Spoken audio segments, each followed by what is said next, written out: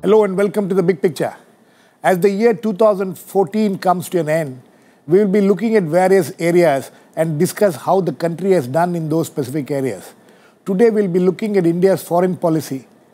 2014 has been a year of dramatic developments with a major shift in the political scene. This has also resulted in a new vigor and approach towards foreign policy. Probably no other Indian Prime Minister has participated in so many high-powered multilateral and bilateral summits as Narendra Modi has done in his first 6 months in office. The engagement with all the major world powers and also with neighbors has been the hallmark. During this year, we saw two governments with former Prime Minister Manmohan Singh, who also had laid great emphasis on foreign policy, giving way to Modi. We will look at how this transition has taken place and what kind of policy changes have happened and what augurs for the coming year. To discuss this, I have with me a panel of eminent experts: Vivek, Katju, former ambassador and foreign policy analyst; Professor S.D. Muni, distinguished fellow at ITSA and a former professor at JNU; Professor A.K. Pasha, former director Gulf Studies program at the JNU and now a professor there; and Siddharth Varadarajan, senior journalist and former editor of The Hindu. Welcome to all of you. Mr. Katju, what did Manmohan Singh leave behind as far as foreign policy is concerned? Well, the last thing he left behind was lethargy. Just as in other areas, so in foreign policy, things had appeared to be fraying. And I wondered whether the important powers of the world were taking India seriously. It was a natural thing because it was a government on the ropes, and I think most people expected the Congress to go. So it was only a question of time. They were looking as to who would replace him. With Mr. Modi's coming... We will come to Modi's coming. Okay. Professor Muni, would you agree with him? Partly, yes. I think there were areas where lethargy was quite explicit, like the neighborhood, for instance, where basically the policy structure of Manmohan Singh has remained. And I think Mr. Modi has in public endorsed that we are actually continuing on with this policy with the great powers. So far as Look East is concerned, the change of the name, etc., we can discuss in details. But and towards the neighbors, the idea of Manmohan Singh government was also to cultivate the neighbors. Right.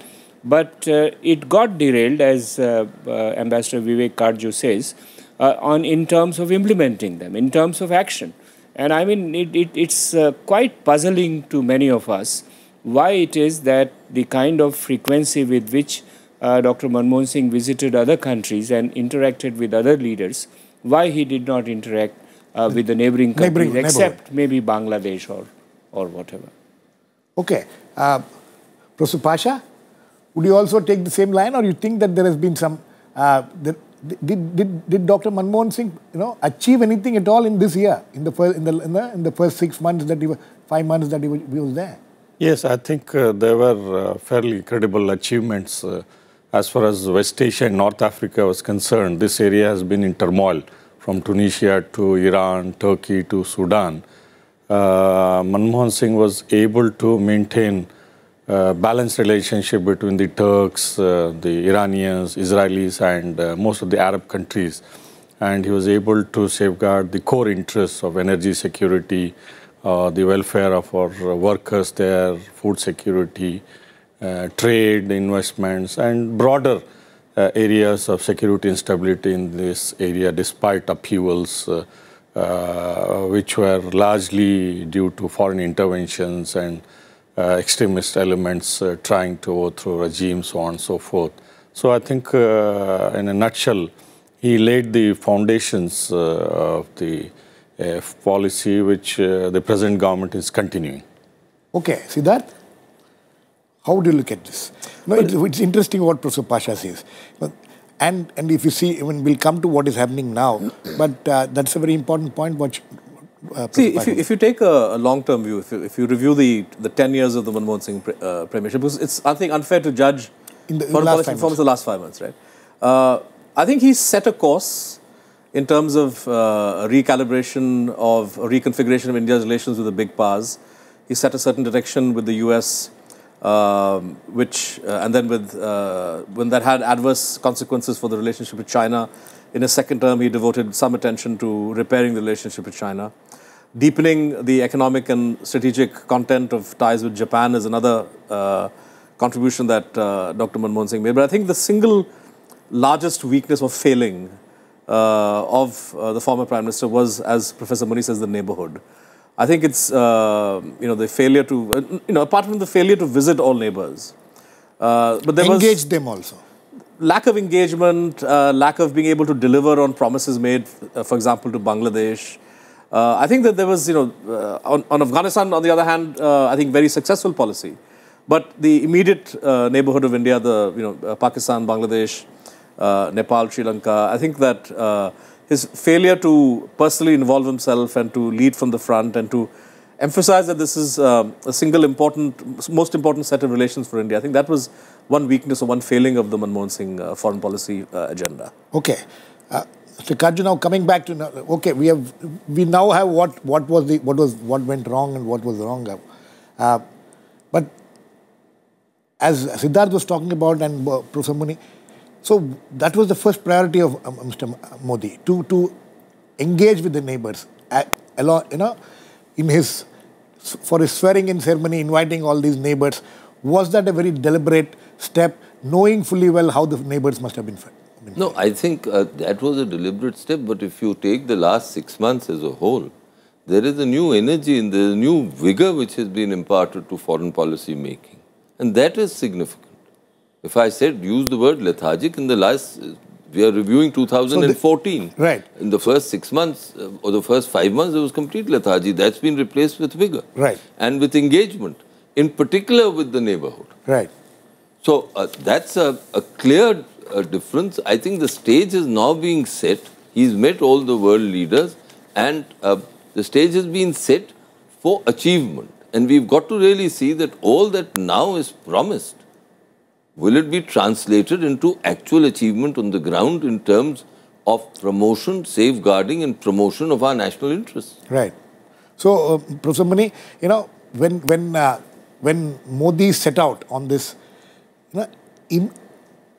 unprecedented kind of foreign policy initiatives which he took, the kind of traveling he has done in the last 6 months, you think that, would you look at it as something which was necessary, or you think that he has overplayed his role? Some people feel that he need not have been so overactive on that front in such a short period.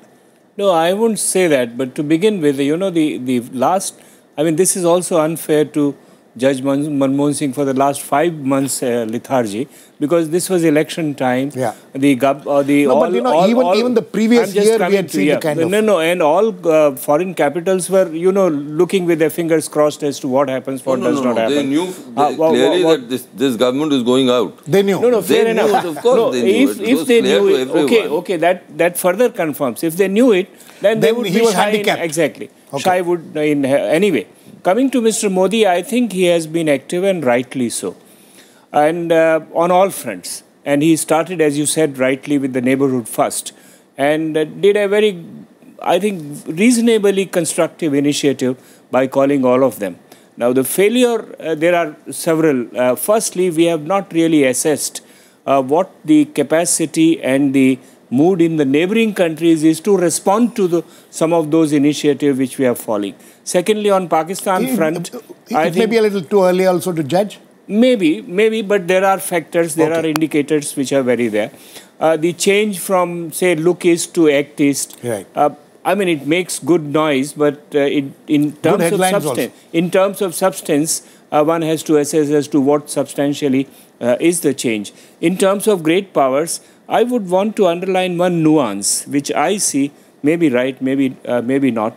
The nuance is that in the overall global strategic context, we seem to have leaned a little more towards the US and a little away from China. There are no scales to measure it, but this is the impression which I get, which would send all kind of other signals in one form or the other. In fact, the visit of Russian president the other day, in fact, before his visit, this was what was being discussed, whether there was a slowing down of relationship with Russia vis-a-vis our leaning more towards the US. You think that the Russian president's visit has brought back the balance to some extent? Hopefully, yes. Particularly the very sensitive Crimean issue, particularly in terms of signing of the agreements on. Some of the major agreements have yet to be signed on arms and civil nuclear issue. Trade still remains very lethargic. Right. It doesn't seem to be changing it.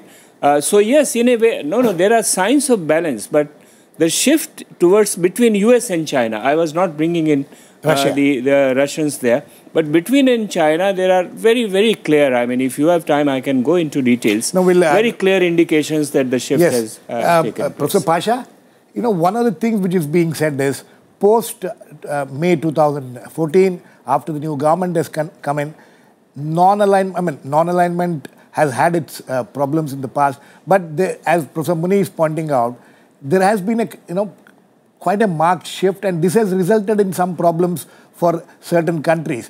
Would you say that in West Asia especially, how is West Asia looking at India now? Well, as far as West Asia is concerned, as I said, we have been able to successfully maintain balance between the Arabs, Israelis, Turks, and the Iranians. And I think that is a well thought out policy, because we have interest in all of these areas, especially given the turmoil in the Gulf region. We had to make very good balance between the Arabs and the Iranians because of the sectarian nature of the conflicts which are escalating from Iran to Yemen to Hezbollah to Syria. We have not unnecessarily got involved in any of these local conflicts, which are aggravated by external powers, whether it is the United States or Russia supporting the Syrian regime. But the early indications of this government's policy is that they would like to pursue a close relationship with the Israelis. The Prime Minister having met Netanyahu on the sidelines at New York, and then Home Minister Rajnath Singh visited Israel, and the Israeli National Security Advisor was here. This has been balanced by the Omani Foreign Minister coming here. He was one of the first from this region to come here. Then Foreign Minister Sushma Swaraj went to UAE, the largest trading partner in the Gulf region. And there are reports that Prime Minister may visit Turkey also in the very near future. So you have a sort of a balance being maintained. What about this government? When it came into power, within the first month they had a problem about Gaza, and the way it was handled. You think that initial problem in handling the Gaza issue has now been balanced? No, it was not handled, it was mishandled. In fact, in the parliament, that avoidable scene of not allowing discussion, I think, was entirely unnecessary. It gave a wrong message. But the governments there have got the clue that this government will have the closest of relations with Israel, and at the same time trying to maintain balance with the Arabs, the Iranians, and the Turks. So there's no doubt in the minds of these governments, given the earlier NDA government, which also was attracted towards Israel when Moshe Dayan visited, but Vajpayee had to maintain a balance among all the 3-4 parties in this region, because we have very close economic, political, diplomatic and strategic interests, which have actually accelerated over a period of time. In fact, the region is now the largest trading partner with over $200 billion of trade. Siddharth, the shift in balance of India. Is this something which is a very conscious move which is happening, or you think that it has just happened on its own? No, I think given the what Professor orientation. No, I think Professor Muni is right in observing this. It's very clear the signaling and statements that have happened during Prime Minister Modi's visit to Japan, for example. The use of the phrase Vistarvad in Hindi, which is translated as expansionism in English, has sent certain signals. Vietnam. Well, Vietnam, India has always cultivated very close ties, and I would say the language that emerged in the joint statement with the Vietnamese and by the president was rather more restrained than what emerged in the India-Japan context. But I think that there is clearly an attempt being made by the US and its allies to aggressively woo India, and you see this by the US, of course, by Japan, by Australia, and we have seen in Mr. Modi's visit to Canberra and to Tokyo and to DC, of course, a certain willingness to reciprocate and to meet the US and Japan and Australia more than halfway. Right. This is bound to have an impact on India-China relations. We're seeing some reflections of that in our neighborhood, for example. But I wonder if I may just come back to the neighborhood issue for a second. I think that, Prime Minister Modi began very well. But, for example, the invitation, then the visit to Bhutan, the visit to Nepal, I would say somewhere down the line, this government has lost its way slightly. I think as far as the neighbors are concerned, I think on Pakistan, the manner in which talks were called off is bereft of logic, quite frankly, and I think it was mishandled. I'm not saying that there should not be a change of policy and that if you don't want Pakistan to talk to the Hurriyat, that's fine as a policy, but there's a way to handle this. Right. I think it was mishandled. I think in Nepal, some kind of a knee-jerk reaction. I think the Prime Minister's second visit to Nepal has certainly the degree of warmth that we saw during the first visit was clearly not present this time. On Bangladesh, he's made an important statement when he has reversed the BJP's position on the land boundary agreement and said that he is committed to implementing it. But if he balks in the future, if he's unable to deliver on that promise, I think that will create complications with Bangladesh. Right. And with Sri Lanka, you call, Gotabaya comes to Delhi and you then tell the press that we have said no more Chinese submarines, and then 2 days later another Chinese submarine comes. So, the point is that you need to be careful in public pronouncements, public handling of neighbors. I think that the government hasn't found its feet as yet, and I think it's important to be cautious. Mr. Katju, do you agree with that? Look, I don't see any case of leaning one way or the other. You don't see at all? What I see is... No, you don't see a leaning... No. What I'm seeing is a clear signal to the Chinese, and appropriately, that India's sensitivities must be taken into account. That if India's sensitivities are disregarded by the Chinese... It's a conscious signaling. Yes, of course. And then the Chinese must also take care. Don't take us for granted. And that is a correct play in terms of international diplomacy, in my view. For example, you take the Russians. Despite all the overtures made, despite all the signals given by the West, including the United States, we haven't budged an inch on Crimea or on Ukraine. So that's proof enough that a fine line is being drawn. But China is a case apart. I think we've given them... On Pakistan, I beg to differ with Siddharth. I think what happened was absolutely appropriate. For far too long, we had given the Pakistanis a pass in terms of engagement with the Hurriyat. Would you agree with what Siddharth says, that it could have been handled in a different manner? Look, not in a kind of a knee-jerk reaction it looked like. No, look, as an ambassador, as someone who served as an ambassador, I know full well that even if 15 minutes before a dialogue, if the Foreign Office calls, you heed it. Everywhere and anywhere, that's normal diplomatic practice. So all this is much ado about nothing. And these things, the Pakistanis must understand. What have we said? Okay. We've said follow the normal norms of diplomatic interaction. Don't meet with separatists. No, but what happens in the future will get hamstrung by what has happened in the past. Look, are we really all that worried? Are we not worried? Should we be all that worried about Pakistan? Why this obsession with Pakistan? That we must talk to Pakistan as if the heavens will fall in terms of our foreign policy if we don't talk to Pakistan? So be it. Professor Muni? No, I would go along with Siddharth on this, that I agree with Vivek Katju that policy-wise there is nothing wrong. I have very strongly supported that Pakistan can no longer continue to talk to Hurriyat and dictate us or tell us but that this is the... Much has happened after the Hurriyat business. This is the briefing of Kashmir. Okay. They don't have to tell us. Therefore, that channel had to be stopped. but it could have been done in a more nuanced manner rather than now.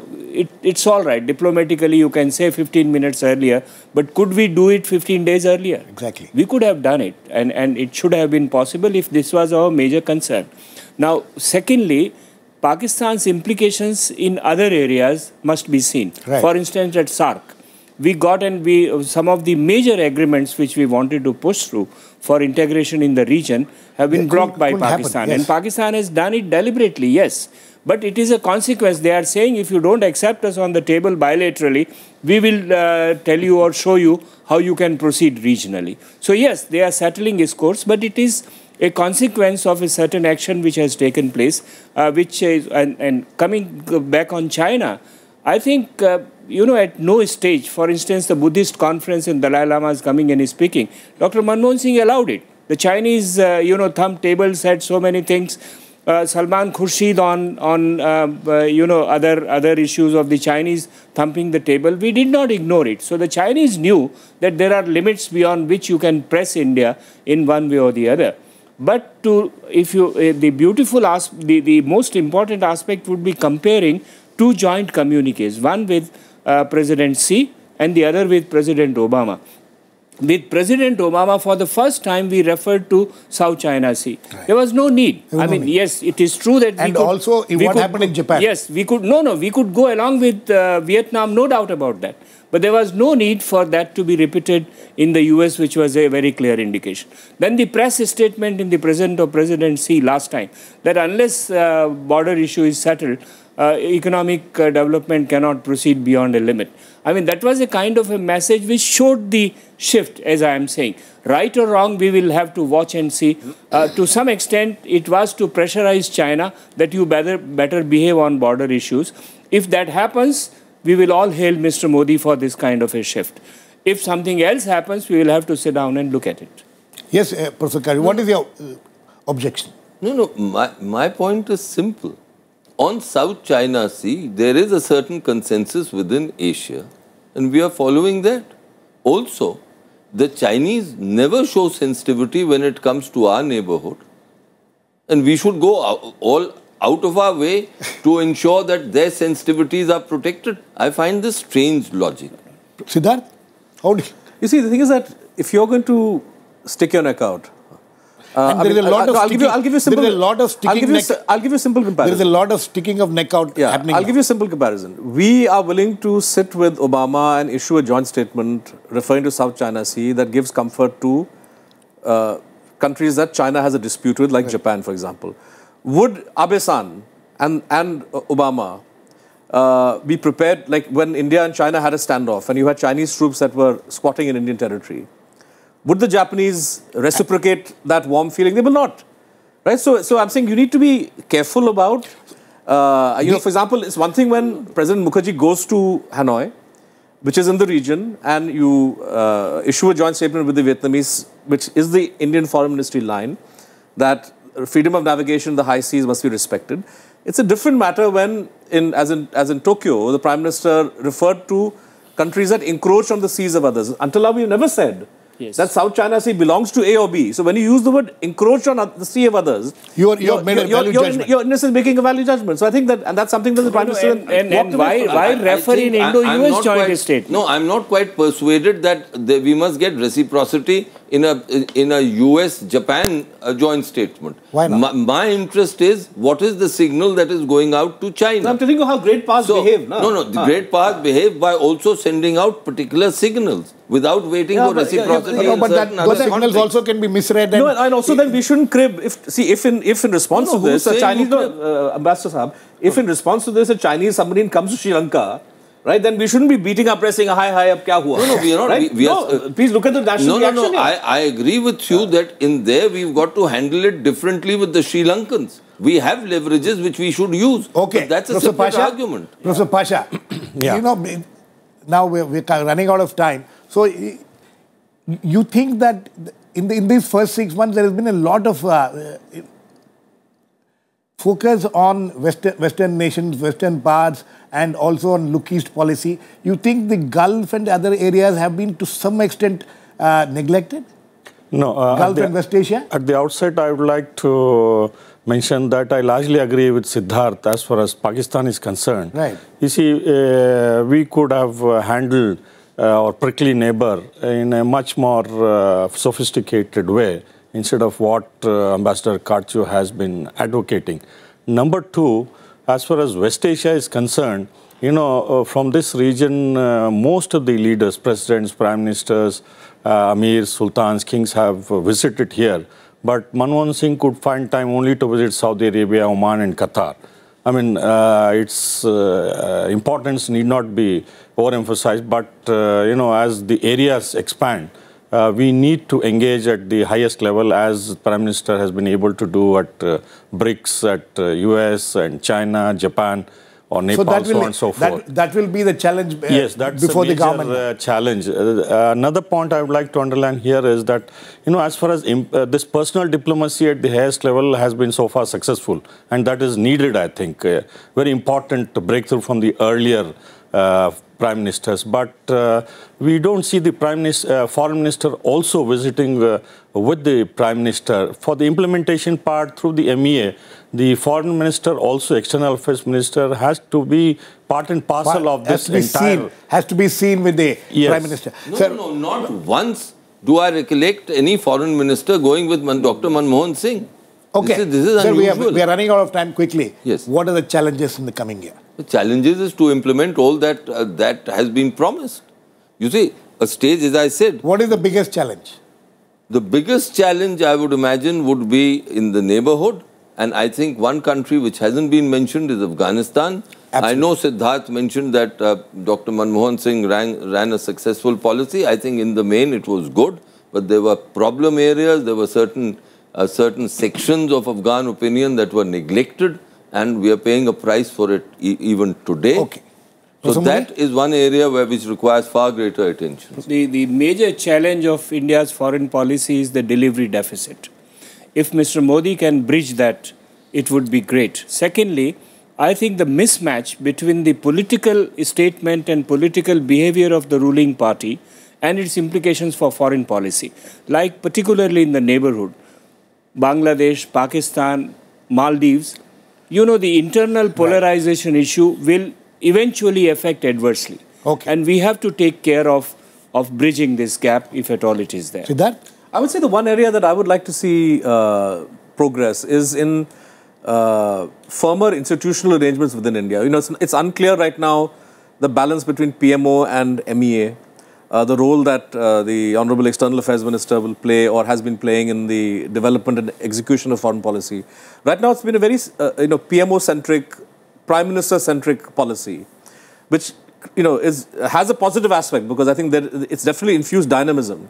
But in terms of follow-through, in terms of interministerial coordination, it's essential that all branches of government get involved. And I think that I would look forward to some kind of recalibration where the MEA and the minister plays a more important role in this. Just one sentence. I think reform and restructuring of MEA and new institutions within MEA, like a formal committee of secretaries, is an urgent requirement. This has been spoken about for a long time. Nothing has happened on that. I've been advocating that. Yes, Mr. Professor Pasha, very quickly, last word. Yes, you see, as we have noticed in the previous areas, Tamil Nadu, Punjab, Gujarat and West Bengal and UP, Bihar also would like to play a role in the neighborhood policy. I think it would be prudent to involve these states also in the making of the neighborhood policy for successful implementation. Prime Minister has spoken about it, involving the states, but we'll wait and watch. But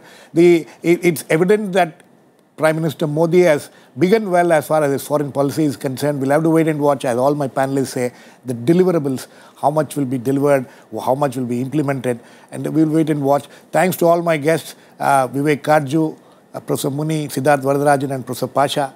Please keep watching. We'll come back with another issue of the year-ender very soon.